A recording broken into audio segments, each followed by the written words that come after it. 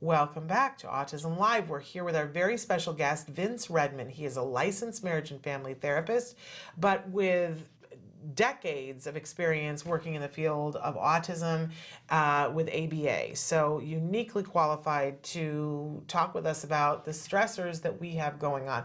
I always tell the story about that when my husband and I were about 2.5 years into ABA, I had a really hard time. I mean, I had a breakdown.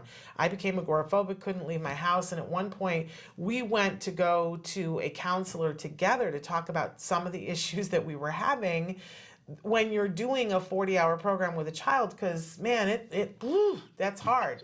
And the therapist said to us, well, I've listened to your issues and it seems like to me you guys should stop doing ABA. That's the thing that seems to be. And of course, both of us said, okay, thank you, and got up and left, because that wasn't something we were going to stop doing. We needed to learn how to manage the stress so we could. That would be like saying to somebody, oh, we'll stop doing chemotherapy then because that's stressful. Yes, it is, but it's necessary, right? So we're so grateful that we have somebody like Vince who gets it and can tell us, here's how you want to make this work. So Vince, we have our next question is about a sibling question. This breaks my heart too. My son, not with ASD, recently told me he feels like it's never about him. She says, this cut me to the core. I am doing the best I can, but my 4-year-old who is nonverbal with ASD does take a lot of my time. How can I do better for my 10-year-old who is not on the spectrum? The first thing is now you know the information, right? A lot of times we believe that the siblings aren't aware or that they're able to maintain, just fine, as we give all of our time to the special needs child or sibling. But what the 10-year-old is now saying is hey, I'm over here and I'm not getting enough attention. That's good information. Don't look at that as a bad thing. Don't look at that as a negative. That is good information because now you are aware that there needs to be better balance within the family, right? So how do we do that? How do we pick up the better balance? Now, obviously, it's a little bit difficult because I don't know the family situation, but we want to look at trying to individualize time for the 10-year-old.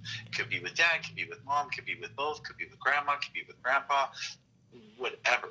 Make sure that we're trying to find individual time to highlight that child's success, that highlight their desires and things that they're involved in, things that they're participating in, right? You're not going to stop the day-to-day participation of ABA. You're not kind of what you were just talking about, Shannon.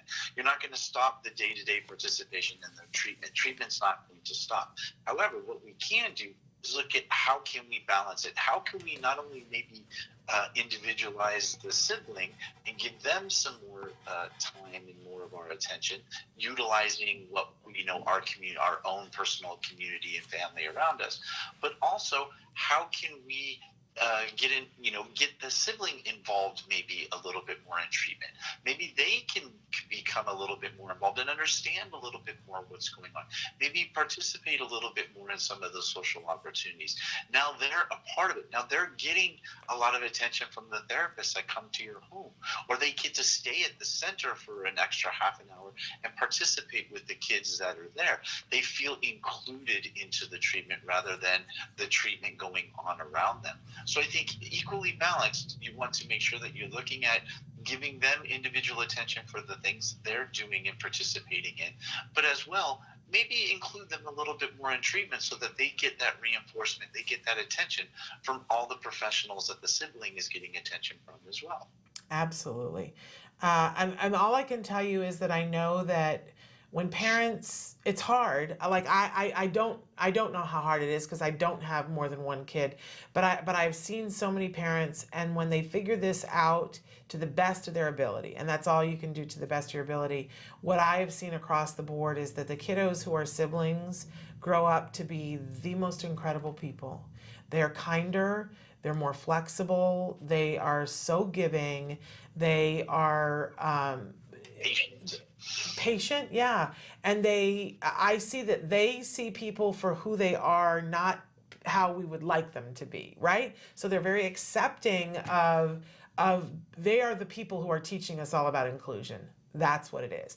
And they're amazing. So I love that this mom is going to work on it, because that's super important that everybody is seen and heard, right? But I want to put it back to you that it's going to be okay, and that he's going to turn out okay, because these individuals are amazing, absolutely amazing.